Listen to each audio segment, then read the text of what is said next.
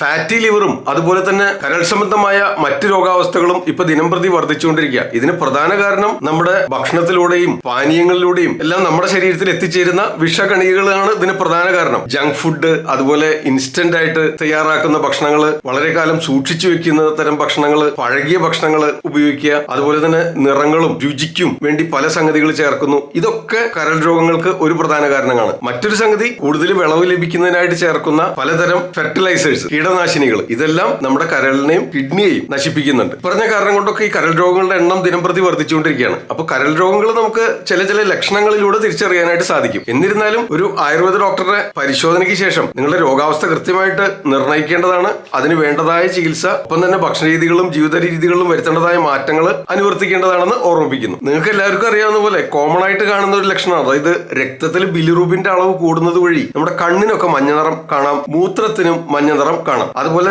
ശരീരത്തിന് മൊത്തത്തില് ഒരു പെയിൽനെസ്, ഒരു യെല്ലോയിഷ്, ഒരു മഞ്ഞരാശി കാണാറുണ്ട്. ഓക്കെ, ഇത് കരൾ രോഗം അതിന്റെ അടുത്ത ഘട്ടത്തിലേക്ക് വ്യാപിക്കുന്നു എന്നുള്ളതിന്റെ ലക്ഷണങ്ങളാണ്. കരളിന്റെ പ്രവർത്തനത്തെ ബാധിച്ചു കഴിയുമ്പോൾ പൊതുവെ ഇത്തരം രോഗികൾക്കൊക്കെ ഒരു ബലഹീനതയും തളർച്ചയും ക്ഷീണമൊക്കെ കൂടുതലായിട്ട് കാണാറുണ്ട്. മറ്റൊരു ഘട്ടത്തില് ചെറുതായിട്ട് വയറുവേദന അനുഭവപ്പെടാം, വയറ് വീർത്ത് വലുതായി വരുന്നു, പ്രത്യേകിച്ച് വലതുവശത്തേക്ക് തടിപ്പോ വളർച്ചയോ നീർക്കെട്ടോ അനുഭവപ്പെടാം. ഇതൊക്കെ കരൾ രോഗങ്ങൾ ബാധിക്കുന്നുണ്ടെന്നുള്ളതിന്റെ ആദ്യ ലക്ഷണങ്ങളാണ്. കരൾ രോഗങ്ങളുടെ അടുത്ത ഘട്ടത്തില് മഹോദരം എന്ന് പറയുന്ന അവസ്ഥ, നമ്മുടെ പെരിട്ടോണിയൽ ലൈനിങ്ങിൽ ഫ്ലൂയിഡ് അടിഞ്ഞുകൂടിയിട്ട് മഹോദരം, അസൈറ്റിസ് എന്ന് വിളിക്കുന്ന രോഗാവസ്ഥ, വയറ് വളരെയധികം വീർത്തു വരിക, ഇങ്ങനെ ടാപ്പ് ചെയ്ത് കഴിഞ്ഞാൽ ഇങ്ങനെ വെള്ളം കെട്ടിക്കിടക്കുന്ന പോലുള്ള ഒരു ഫീലിംഗ് ഉണ്ടാകും. ഇത് മഹോദരമാണ്. കരൾ രോഗം കൂടുതലായിട്ട് വ്യാപിക്കുമ്പോൾ ഒരു ഘട്ടത്തിൽ കാണിക്കുന്ന ലക്ഷണമാണ്. ഈ അവസ്ഥയിൽ തുടർച്ചയായിട്ട് ഓക്കാനവും ഛർദിയും വിശപ്പില്ലായ്മയും ഒക്കെ അനുഭവപ്പെടും. ചില സ്മെല്ല് തട്ടിക്കഴിഞ്ഞാൽ ഓക്കാനം വരിക, ഛർദി വരിക, അതുപോലെ ചില ഭക്ഷണ പദാർത്ഥങ്ങൾ, കൊഴുപ്പുള്ള ആഹാരങ്ങളൊക്കെ കണ്ടു കഴിഞ്ഞാൽ പോലും ഛർദിയും ഓക്കാനവും അനുഭവപ്പെടുക. ഇതും കരൾ രോഗത്തിന്റെ ലക്ഷണമാണ്. ഇതിനോടനുബന്ധിച്ച് വിശപ്പില്ലായ്മ,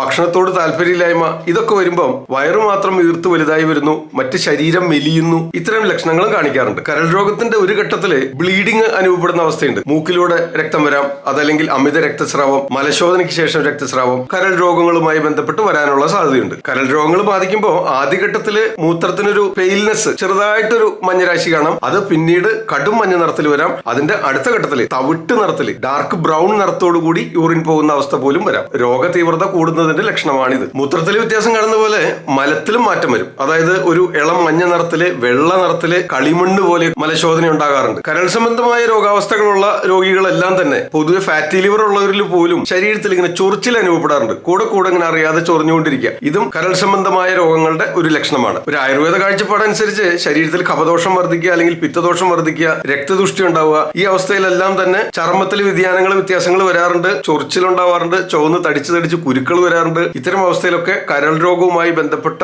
ലക്ഷണങ്ങൾ കാണിക്കാറുണ്ട്. അത്ര കോമൺ അല്ലെങ്കിലും ചിലരിലെങ്കിലും കാണുന്ന മറ്റൊരു ലക്ഷണമാണ് സ്പൈഡർ വെയിൻ എന്ന് വിളിക്കും. ചിലന്തി വല പോലെ ചുവപ്പ് നിറത്തിലോ പച്ച നിറത്തിലോ രക്തക്കുഴലുകൾ ഇങ്ങനെ തടിച്ച് ചിലന്തി വല പോലെ ഇങ്ങനെ തടിച്ച് കാണാം. അതുകൊണ്ടാണ് ഇതിന് സ്പൈഡർ വെയിൻസ് എന്ന് വിളിക്കുന്നത്. കൂടുതൽ വെളുത്ത ശരീരപ്രകൃതക്കാരിലൊക്കെ ആണെങ്കിൽ ഇത് വ്യക്തമായിട്ട് തെളിഞ്ഞു കാണാറുണ്ട്. ആധുനിക കാഴ്ചപ്പാടനുസരിച്ച് കരൾ രോഗങ്ങളുടെ മറ്റൊരു സ്റ്റേജിൽ ഹെപ്പാറ്റിക് എൻസെഫലോപ്പതി, ഹെപ്പാറ്റിക് കോമ എന്നീ അവസ്ഥകളായിട്ട് മാറി വരാറുണ്ട്. ഹെപ്പാറ്റിക് എൻസെഫലോപ്പതി എന്ന് പറയുന്ന കണ്ടീഷനിൽ മറവി ഉണ്ടാവുക, ഒരു ശ്രദ്ധക്കുറവ്, കോർഡിനേഷൻ ഇല്ലാത്ത അവസ്ഥ, അതായത് ഒരു ആശയക്കുഴപ്പം, ഒരു തീരുമാനം എടുക്കാൻ സാധിക്കാതെ വരിക, അതാണോ ഇതാണോ, മൊത്തത്തിലൊരു മറവിയും ശ്രദ്ധക്കുറവും കോൺസെൻട്രേഷൻ കിട്ടായകയും, ഇത്തരം അവസ്ഥയൊക്കെ ഈ ഹെപ്പാറ്റിക് എൻസെഫലോപ്പതി എന്ന് പറയുന്ന അവസ്ഥയിൽ ഉണ്ടാകുമെന്ന് പറയപ്പെടുന്നു. ഹെപ്പാറ്റിക് കോമ എന്ന് പറയുന്നത് കരൾ രോഗങ്ങൾ വർദ്ധിച്ച് ആ വിഷാംശം തലച്ചോറിനെ ബാധിക്കുമ്പോൾ ഓർമ്മ നഷ്ടപ്പെടുന്ന അവസ്ഥ, ഇതിനെ ഹെപ്പാറ്റിക് കോമ എന്ന് വിളിക്കപ്പെടുന്നു. ഇതും കരൾ രോഗങ്ങൾ തീവ്രമാകുമ്പോൾ ഉണ്ടാകുന്ന ലക്ഷണങ്ങളാണ്. ഈ പറഞ്ഞ രോഗലക്ഷണങ്ങളെല്ലാം തന്നെ മറ്റു രോഗാവസ്ഥകളോട് അനുബന്ധിച്ചും കാണാറുണ്ട്. അപ്പൊ അതുകൊണ്ട് ഈ കാണുന്ന ലക്ഷണങ്ങൾ വെച്ച് മാത്രം ഇത് കരൾ രോഗമാണെന്നോ അല്ലെങ്കിൽ കരൾ രോഗം മാത്രമാണെന്നോ തീരുമാനിക്കാനായിട്ട് തയ്യാറെടുക്കരുത്. ഒരു ഡോക്ടറുടെ നിർദ്ദേശാനുസരിച്ച് കൺസൾട്ട് ചെയ്യുക. എന്തെന്ത് കാരണം കൊണ്ടാണ് അല്ലെങ്കിൽ എന്തുമാത്രമാണ് നിങ്ങൾ ഈ രോഗാവസ്ഥ ബാധിച്ചിട്ടുള്ളതെന്ന് തിരിച്ചറിയുക. അതിനു വേണ്ടതായ ഭക്ഷണരീതികളും ജീവിത രീതികളും ആവശ്യമെങ്കിൽ ഔഷധങ്ങളും നിശ്ചയിക്കാനായിട്ട് തയ്യാറാവുക. കരൾ രോഗങ്ങൾ